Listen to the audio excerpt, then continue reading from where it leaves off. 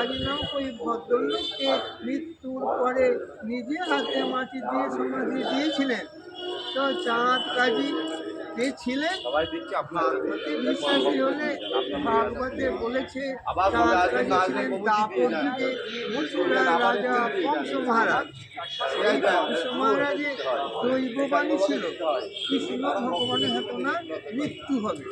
তাই মৃত্যু ভয়ে ভীত হয়ে কংস মহারাজ কৃষ্ণ ভগবানকে মেরে ফেলার জন্য অঘাসুর, বকাসুর, তৃণাবর্ত, পুতনা এই সমস্ত অসুরদের দ্বারা কৃষ্ণ ভগবানকে মেরে ফেলার চক্রান্ত করেছিল, যেটা টিভির পর্দায় দেখে থাকবেন।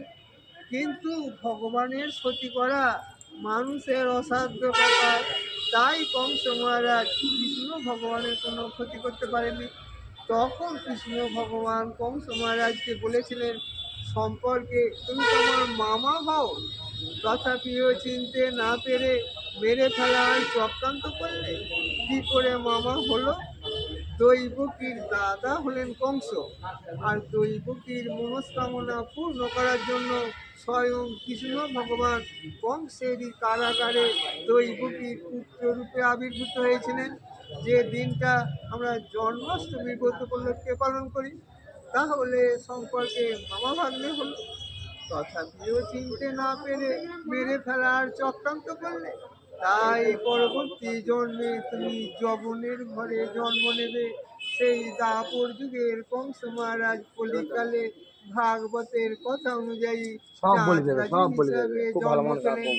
তো কংস মহারাজ যখন বুঝতে পারলেন আমি অভিশাপ পেলাম, তাহলে উদ্ধার পাবো কি করে বলে মনে মনে অনুতপ্ত হয়ে ভগবানের শরণাগত হলে, তখন অন্তর্যামী কৃষ্ণ ভগবান কংস মহারাজকে বলেছিলেন, আমি তোমাকে উদ্ধার করব কলিকালে। যখন নবদ্বীপের মায়াপুরে সতী মায়ের গর্ভে চৈতন্য ভগবান অবতীর্ণ হব, সেই সময় তোমাকে উদ্ধার করব। সেই চৈতন্য ভগবান চাঁদ কাজীকে হরি নাম মন্ত্র দিয়ে এবং শিষ্য উদ্ধার করেছিলেন।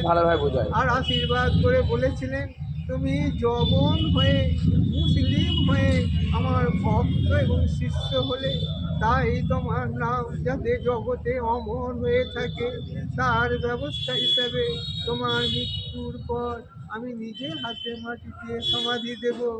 আর সমাধির ওপরে একটা গোলক চাপা গাছ বসিয়ে যাব, যে গাছের ফুল সারা বছর ধরে আমার আশীর্বাদ স্বরূপ তোমার ওই সমাধিতে ঝরে পড়বে। এই সেই গোলক চাপা গাছ।